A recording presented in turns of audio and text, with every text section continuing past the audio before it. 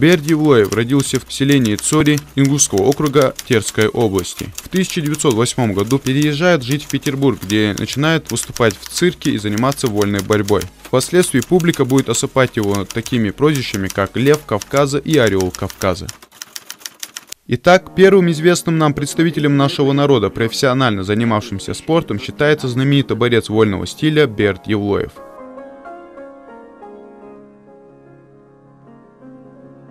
Здесь, в столице империи, Берд знакомится с такими известными силачами, как Поддубный, Лебедев, Сулейманов, Кощеев и Медведев.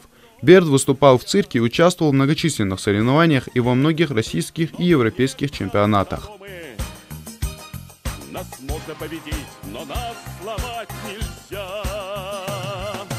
Вольная борьба, это не увлечение.